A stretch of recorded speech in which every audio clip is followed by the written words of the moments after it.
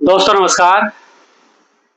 दोस्तों, कश्मीरी कहवा पर तो मैंने एक वीडियो पहले ही बनाया हुआ है और काफ़ी लोगों को मैंने देखा है कि वो पसंद भी आया है। आज जो मैं वीडियो बना रहा हूँ, वो इसके ऐतिहासिक सफ़र के विषय में है कि कैसे आया और कैसे इसका भारत में विस्तार हुआ। कश्मीर तो भारत का ही अभिन्न हिस्सा है, तो वहाँ कैसे इसका विस्तार हुआ।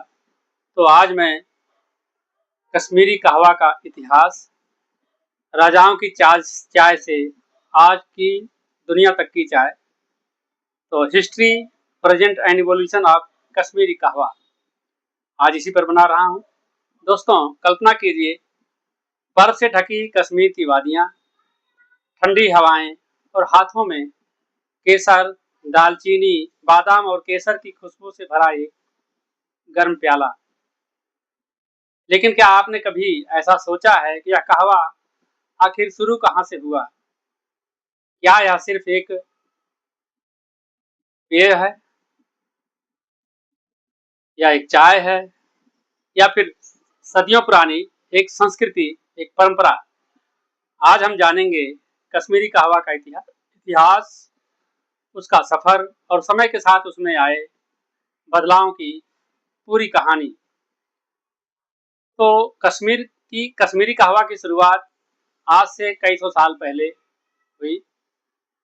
ऐसा माना जाता है कि इसका संबंध मध्य एशिया, फारस और प्राचीन सिल्क रूट से है। जब व्यापारी सिल्क रूट से आना जाना शुरू किए, तो अपने साथ वो वहाँ की संस्कृति, वहाँ के मसाले और वहाँ की परंपरा भी लेकर आए। सिल्क रूट उसे बोलते हैं जिससे भारत के लोग हिमालय को पार करके उस पार जाते थे, या उस उधर से आने वाले लोग उस दर्रे से होकर इधर आते थे। उसे दर्रा भी बोलते हैं और सिल्क रूट भी बोलते हैं।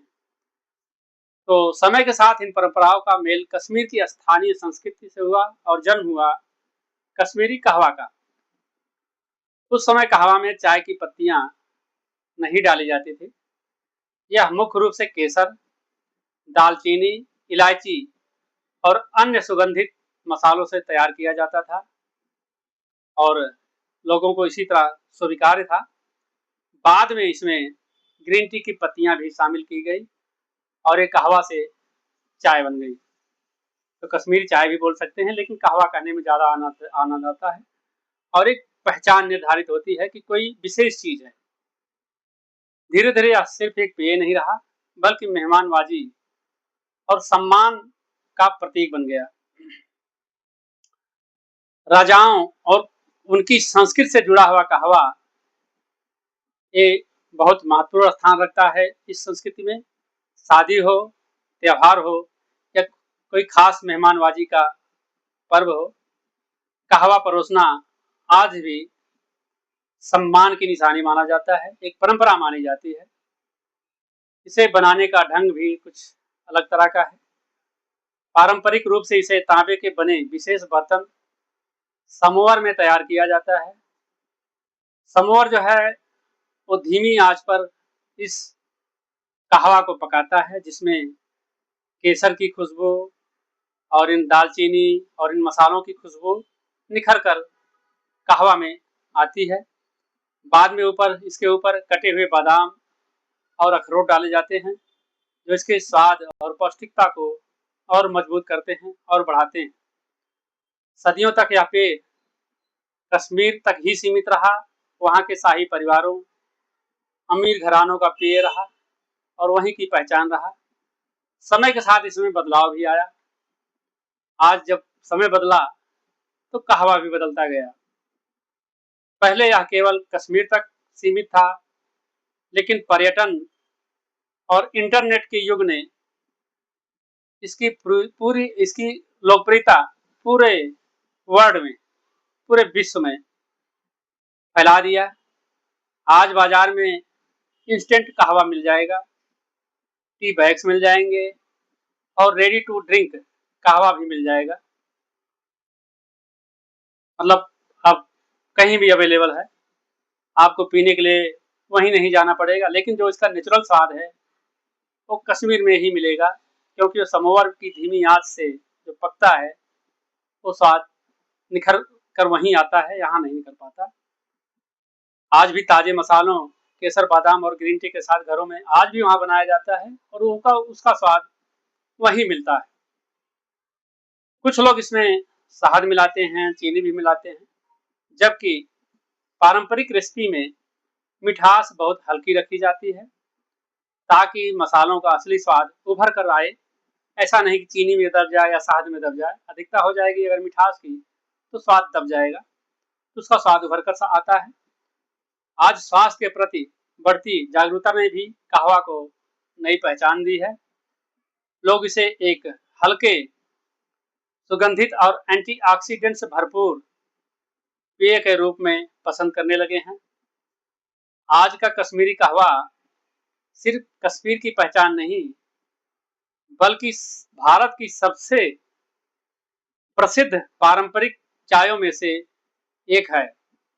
इसको परोसने का ढंग भी आज भी निराला है कश्मीर में।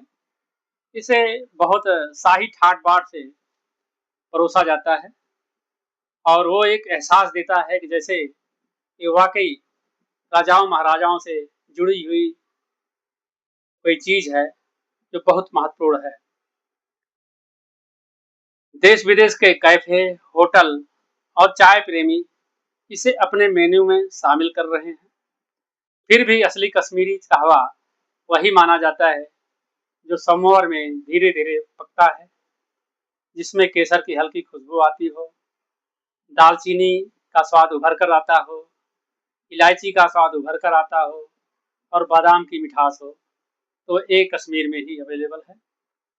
यह केवल एक पेय नहीं, बल्कि कश्मीर की विरासत, मेहमानवाजी और वहाँ की संस्कृति का एक जीवंत प्रतीक है कश्मीरी कहवा।